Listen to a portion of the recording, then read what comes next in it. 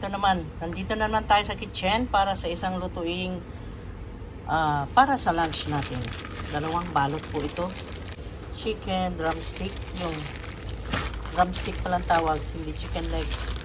Okay, kasi ano naman yung chicken legs marami, tapos meron ding backbone, tapos meron ding itong panghalo natin spices, merong garlic, yung red onion at saka tomato. Ayan. Ang gagawin natin dito is a fritada. Let's do this.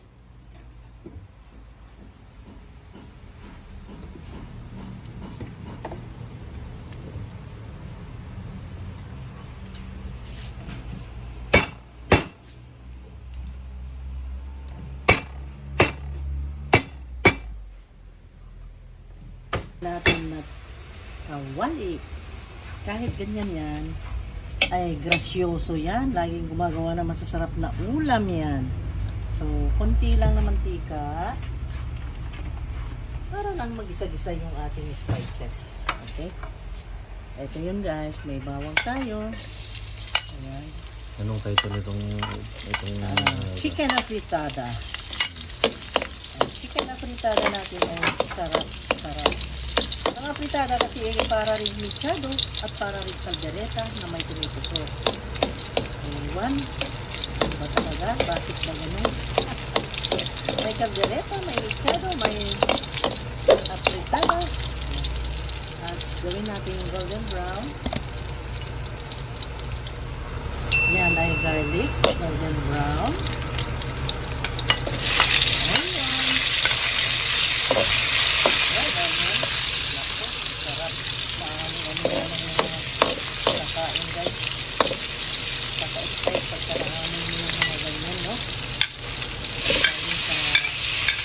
Halibulak ng chicken. Umaabot kung saan-saan. Kapunta sa hapon, kung saan nagagalhin yan. Ayan.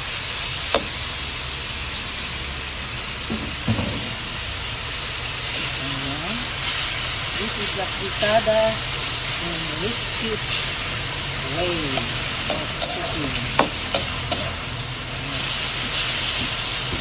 Alam ko ang kamatis.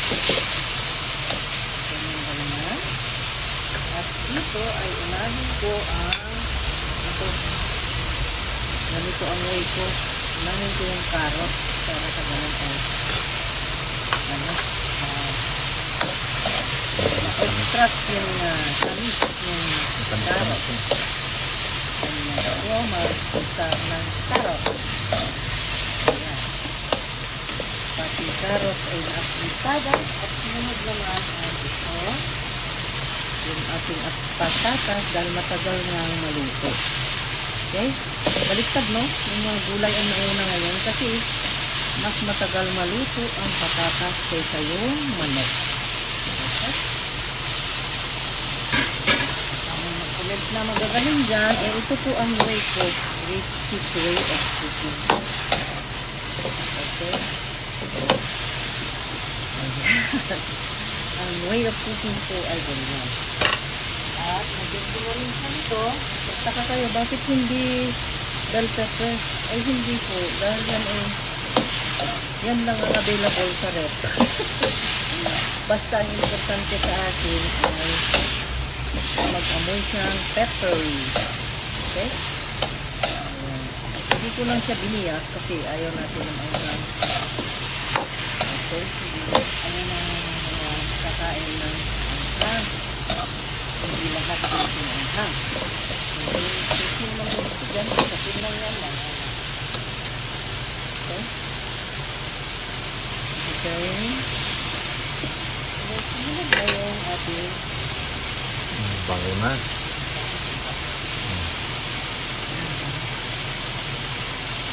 Ito, para masunod na, ay ilagay ko na rin. Ito, instead of using MSG, I am using this. Para magkaroon siya ng exciting flavor. Chicken. Pinachikan pang lalo.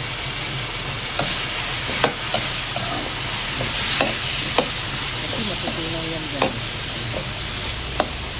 Ilalim.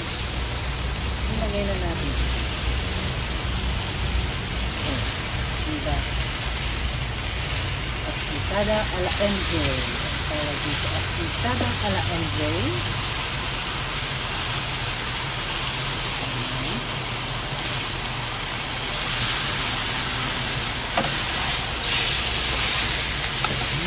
Magluto.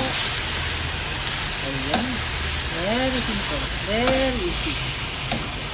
Very easy as fritada. Very easy as fritada is here. Ang chicken ay 2.5 kilos yan. Walang amount yan. Okay? Ayan. Hayaan lang natin. Hindi natin tatakpan. Hayaan lang natin ma-prito-pito konti dyan. So, let's say 3 minutes and then tingnan natin.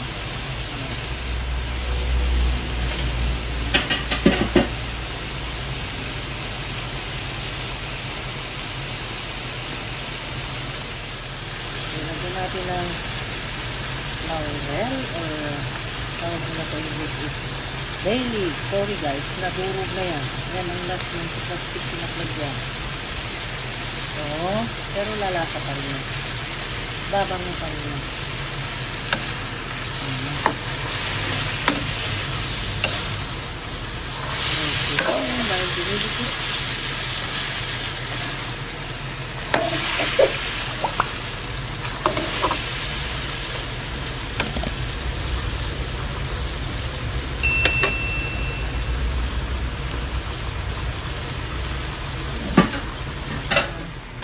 Alam nyo, gusto natin yung natural na kamatis. That's why this is the full field.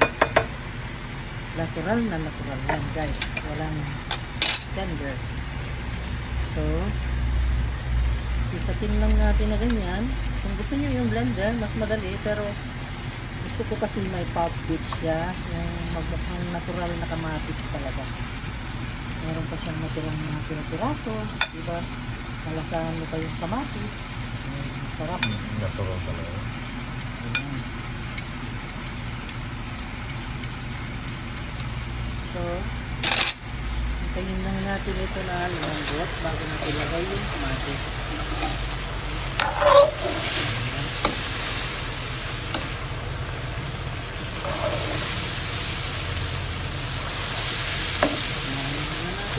Dito bago tayo maglagay ng kamatis. Bago kamatis.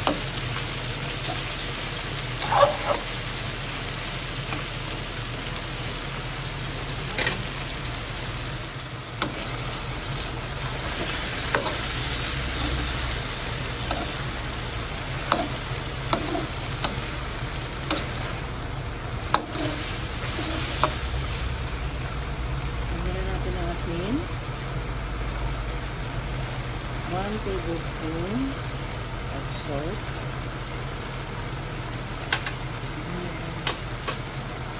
Black pepper.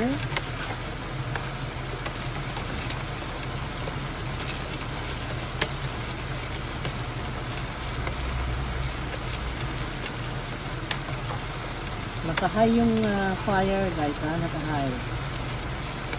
At saka I never broke this pan. Yan lang. That's why fritada. Yan, fritada.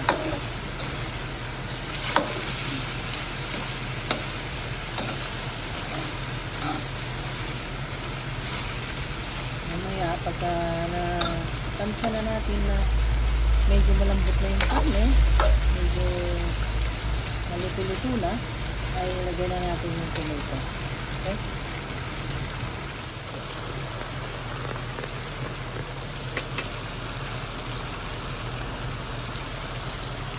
Okay? Kaya nakita natin, nagtatranslucent na yung patatas, so meaning, malapit na rin na maluto ang manok. So, ilagay na natin si tomato. Tomato. Okay, tomato.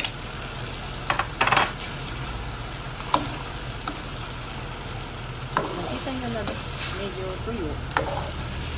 Yung tuyo naman, kapilido, just add a little of water. Ayan, mga siguro, let's say, 2 cups. Okay? Ano ang luluto sa kanya? Para sa finale, at least lutuin, meron pang kulang. Gusto natin matamis-tamis, ayaw natin maisakripisyo yung mga mukha natin sa pagkain ito sa dahil maasim daw, lalo dun sa hindi sanay sa kamatis. Andiyan yung mga waters din natin sanay siguro sa ganyan, Filipino style. Medyo a kick of sweet. A kick? Nagkikik bang sweet? No, it's tender. A smack of sweetness of the sugar. A smack. Yeah. So sweet. Wow. Wala lang term, guys. Ganda, no? Masarap na yan. Hintayin lang natin. Okay. Testing pa.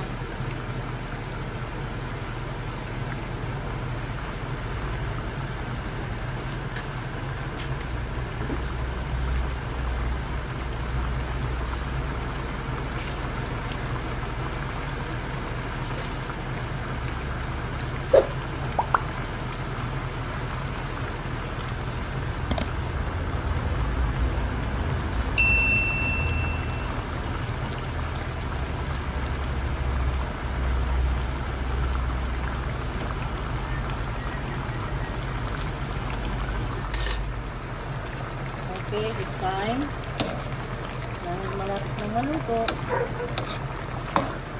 para lumasa na lahat dyan at mag-incorporate na lahat ng lasa ng spices and everything, hinaan na natin ang apoy, low fire, lower. Ayan, lower, okay, that's low fire and then takpan. Then hintayin ng mga, para sure natin dahil chicken ito, we don't want salmonella to harm us. So after 7 minutes. 7 minutes po. Okay. Tingnan natin kung ano nangyari. Okay na ba? Parang hindi gumuro. Bakit ganun? Gininahan ko na. Sobrang hina. Walang action. Okay, tingnan muna natin ang karne. Tingnan natin. To be sure. Wala bang blood. Luto na yan. See? Kulang pa ng mga... Luto na, pero kulang pa ng mga 2 minutes. At ang patatas. Aha. Al dente. Very good. Very nice texture. Okay, urasan ko na lang ng ano, pero yung taste niya, kasi, perfect. See? Perfect. Sa measurement ng mga taste ng ulam, yan, galing ko dyan, tansyahan. So, takpan ko lang ng mga 3 minutes para sure na sure. Okay? Well, done. Yan. Bigyan na natin yung trabante natin, guys. Kali lang share.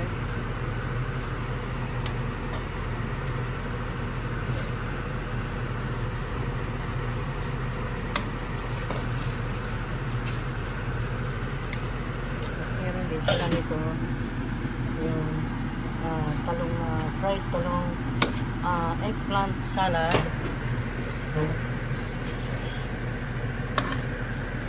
Lagyan mo ng sauce. Yan.